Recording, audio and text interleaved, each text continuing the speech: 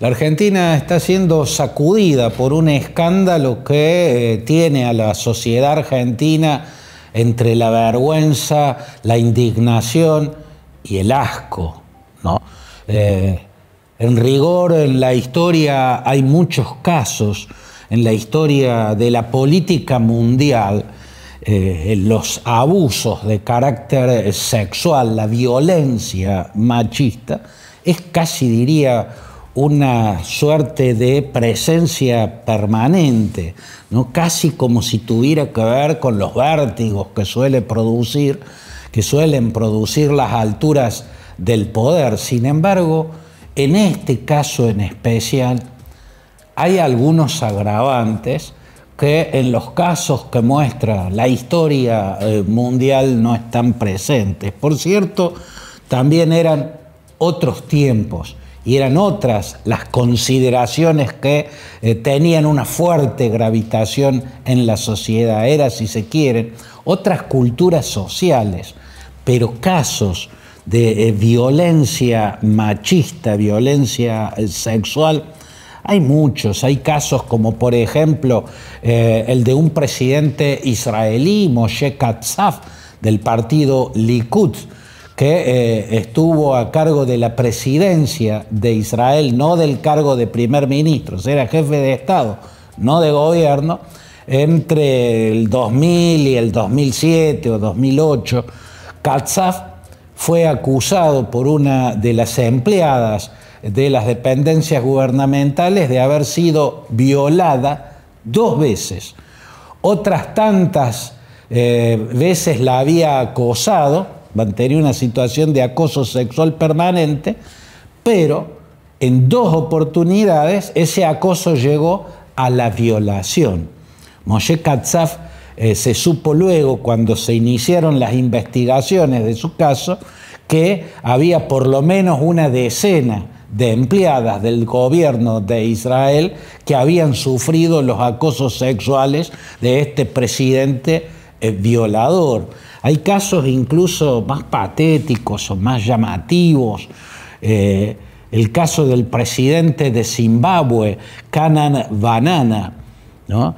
Canaan Sodindo Banana, fue un caso, pero de una patología increíble, sacudió la política africana. Fue presidente de Zimbabue en la década del 80 del siglo XX y antes de salir de la presidencia, sus guardaespaldas, aquellos que quedaban en la residencia presidencial con el presidente de Zimbabue, denunciaron que en las noches los drogaba y los violaba, ¿no? El presidente de Zimbabue, Canaan Banana, violaba a sus guardaespaldas. Primero los drogaba y después los violaba. Es un caso increíble.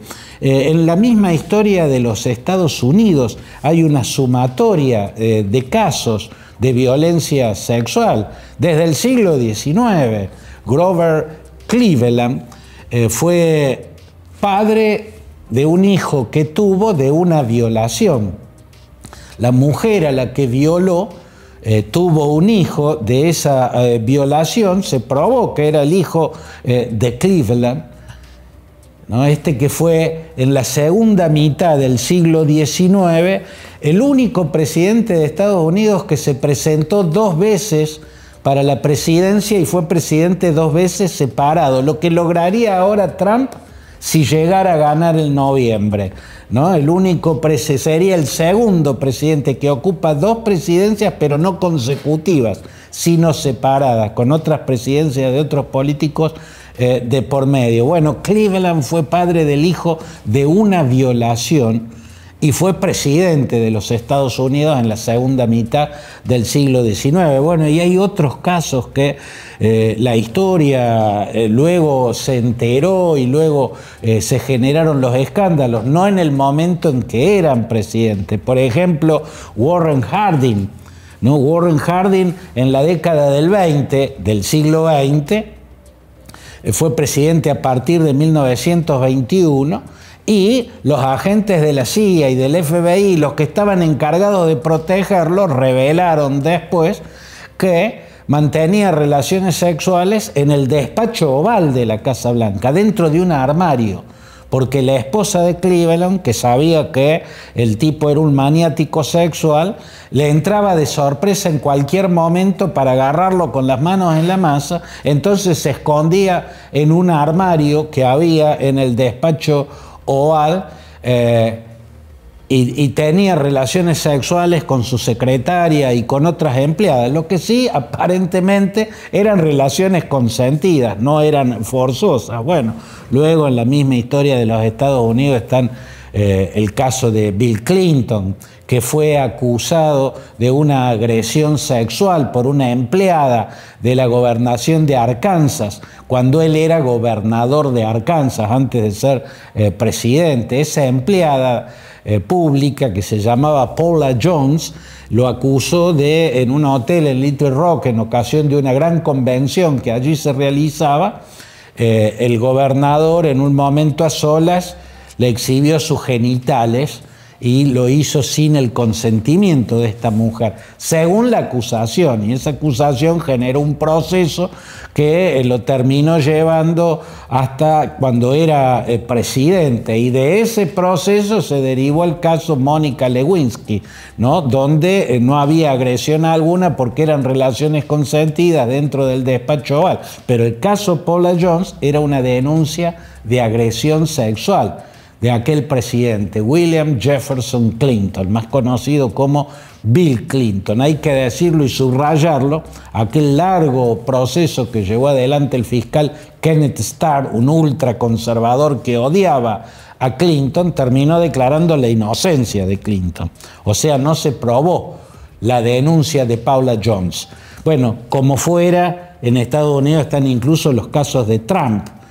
Trump logra incluso grandes resultados en elecciones arrastrando no una, sino varias denuncias de acoso sexual y de violencia sexual. No una, sino varias. Y en esa situación tiene chances de ser elegido presidente. Posiblemente pierda, ¿no? Si la elección fuera este domingo, gana Kamala Harris, pero tiene posibilidades, a pesar de tener no una, repito, sino varias denuncias de acoso sexual, de violencia sexual. ¿Cuál es la diferencia con lo que estamos viviendo los argentinos? Bueno, la inmensa hipocresía. En ninguno de los casos que he nombrado y en otros, está bien, eran otros tiempos, gravitaban otras culturas morales distintas. No se enteraba la gente de inmediato, lo descubrían los historiadores tiempo después y se publicaba en libros, no en los diarios, no en las revistas, no lo decían en la radio. Como fuere, en ningún caso había una hipocresía tan gigantesca como en el caso de Alberto Fernández, y diría también del espacio político al que pertenece y por el cual llegó al gobierno, porque está claro a esta altura que no era el único que sabía, junto con Fabiola Yáñez, que él golpeaba a su mujer alevosamente, y ella lo sabía porque era la víctima de esa violencia machista. Argentina se acuerda de Cristina ya hace varios años, cuando empezó a pelearse, ella vicepresidenta y él presidente, y decía, yo por lo menos puedo mostrar mi celular. O sea, no cabe duda a ninguno que esté observando y sepa de la política en la Argentina, los analistas políticos, los cercanos al poder, que Cristina siempre manejó servicios de inteligencia y que estas informaciones las tenía y que recibía informaciones desde la Quinta de Olivos, y nadie hizo nada por esta mujer. Esta mujer que dice que incluso fue al Ministerio de la Mujer. Acá está lo que más indigna a la Argentina, ¿no? La hipocresía. El presidente que saludaba a todos, todas y todes, le pegaba a su mujer. El presidente que creó el primer Ministerio de la Mujer que tiene un gobierno en el mundo, le pegaba a su mujer.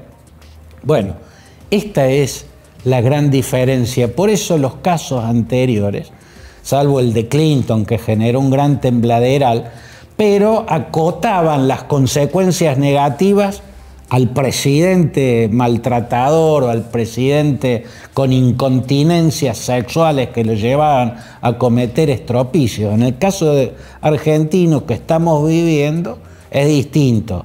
No afecta solo a este patético protagonista, afecta al espacio, que tenía una prédica y tenía una forma de actuar en la realidad.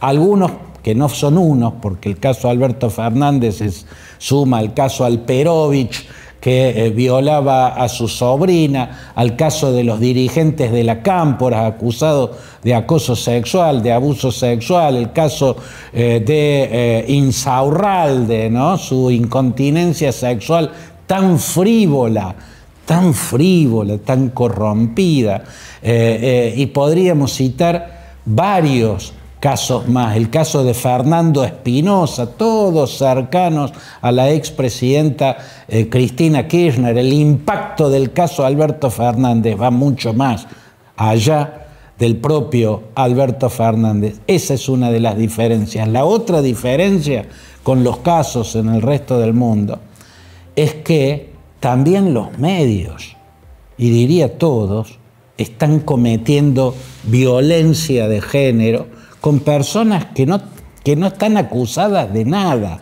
Otras mujeres que fueron filmadas por Alberto Fernández en situaciones que pueden ser cuestionables, pueden ser controversiales, pero la destrucción de otras mujeres, como el caso de Tamara Pettinato, desde mi punto de vista, cuestionable o no, lo que hizo, ese es otro tema, no está acusada de nada, y sin embargo los medios, con exponer nomás algo que no tendrían por qué exponer, están haciendo un linchamiento público destructivo sobre su imagen. Y eso también es violencia de género.